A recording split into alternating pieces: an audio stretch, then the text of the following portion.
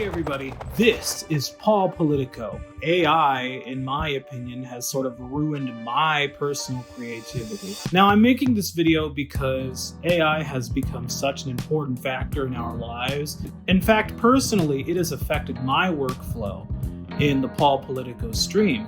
Now, there was a couple of streams that I did with Wang Bang. We created a set entirely through ChatGPT and AI. What does this mean? Does this mean that artists are going to face an even tougher financial burden due to the cheapening of their craft?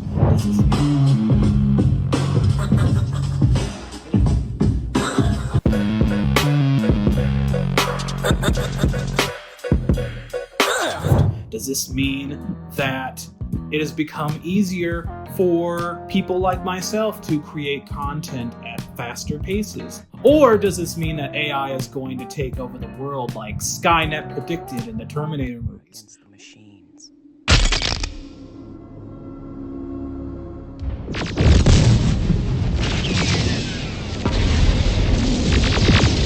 Well, I think the answer is a little bit of all three of them.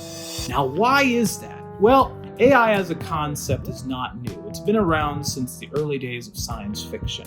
Now, the thing that has propelled AI into the stratosphere is through a company called OpenAI, founded by Sam Altman. I find it very fascinating that the Trump administration tried to curb AI regulation in the House of Representatives version of the Big Beautiful Bill. I think regulation is actually the wrong approach to AI in general anyway. You're talking about solving a technical problem through regulatory measures, but it's not through policy that you're going to, solve the issues that you have with AI. It's actually through capability. That's how you go about solving this. Whether it's state regulation or federal regulation, adding regulation is just going to slow us down in a moment where the US can't afford to lose to China. And I also found it fascinating that the House immediately smacked down this bill because they found it too extreme. This clause would take away state rights to make laws or regulate AI for 10 years. We must always limit federal power and protect state power. With this warning, I urge all of my colleagues to pull this clause out of the One Big Beautiful Bill.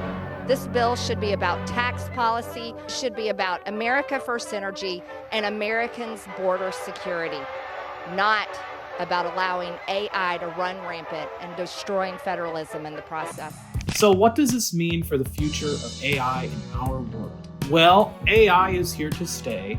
It is a powerhouse in lobbying. It's a powerhouse in the way that we interact with our world, and it's going to forever change the landscape of the internet. It's going to make it easier for people like me to come up with scripts. It's going to make it easier for me to write a paper.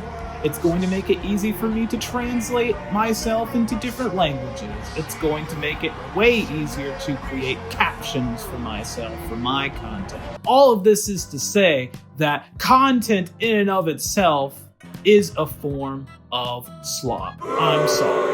I'm of the unpopular opinion that creating content is mostly meaningless in our society. It only serves to entertain us in some way, or maybe educate us in one way or another, like radio used to do back in the early 1900s, extended to the television in like the 1970s and 80s and 90s, which now extends to the internet in places like Instagram or TikTok or Reddit, for example, or YouTube, where there's a big proliferation of content to be consumed. You and I are consumers. In fact, if you're watching this video, you are a consumer right now. Something that I find pretty troubling is the proliferation of AI slop.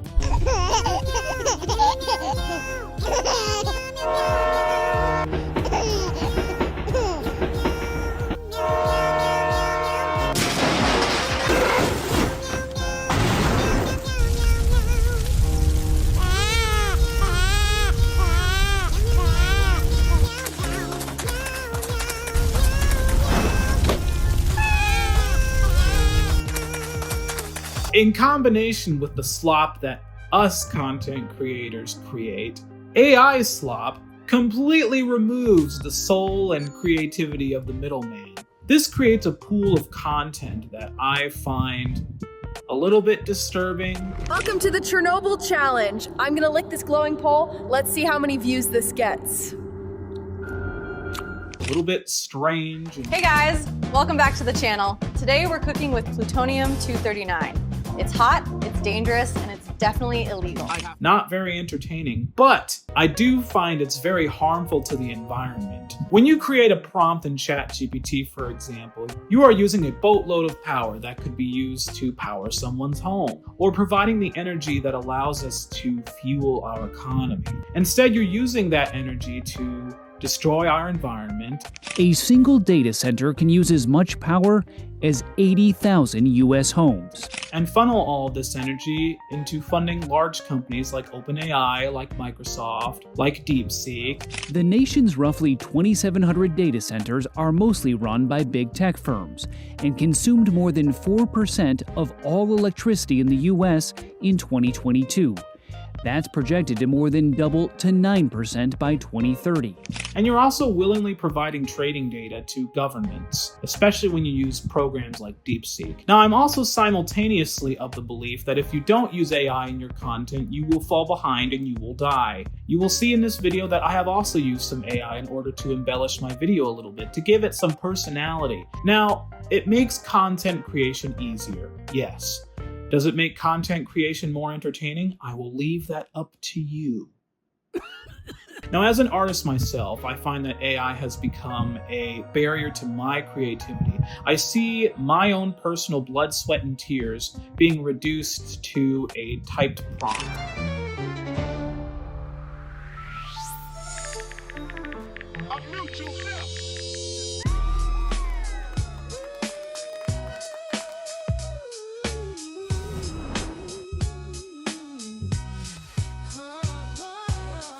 Our stage, we came to play. Dribbling past defense, ain't no delay. 3-pointer swish, crowd goes to... And I find it very disappointing, I find it disheartening, and I find it very difficult to continue to create under the circumstances of a pessimistic world that thrives itself on the simplification of creation. AI itself allows creation to be simplified in a way that I find is 1, unsustainable, 2, harmful to people who actually want to devote themselves to create things, and 3, it's directly harmful to your way of thinking. It dilutes your sense of self into a series of patterns, and I find that a bit troubling. However, AI itself is something that we all must use, and we all do use. AI is something that will never go away, and we must learn to adapt into it as a society, or we will fall behind. Because China, for example, with DeepSeek, China already has a user base of millions of citizens, and it is more than happy to use AI services like DeepSeek to further plunge into the depths of their citizens' minds. Now, in my opinion, as someone based in the United States, I think we, as a nation, have already fallen behind. In fact, AI is the new arms race, and that data is the primary form of currency. So we're in probably maybe the most pivotal moment in human history. Whoever pulls out ahead in the next year or two is going to stay ahead for the foreseeable future. Is it fair to say that the Cold War has really ended? I'm not making this video as a call to action. I'm making this video as a way for you, the consumer, to think about how you use AI a little bit. And I will also refer you to some videos that go into the minutia of AI in a little bit more detail. But I have seen a lot of videos about the proliferation of AI in our society, and I just want to bring your attention to it. So what does this all mean for Paul Politico going forward? I think it's a fool not to use AI, because AI itself is a tool.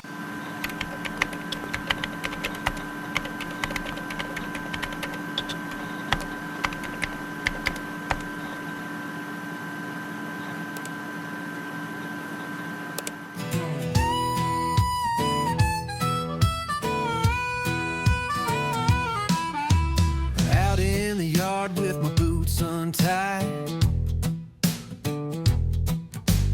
kicking up dust where the secrets hide. Mama said stop, but I never complied. Dirt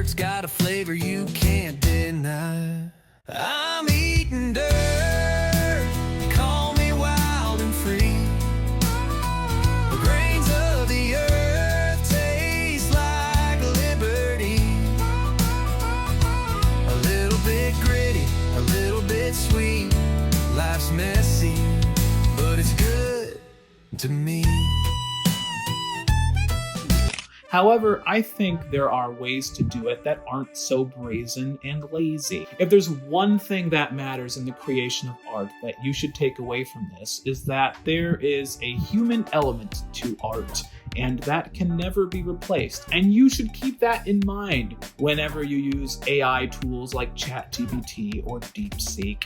Now, I hope you all take care. I will see you in the next video. This has been Paul Politico, and I will see you next time.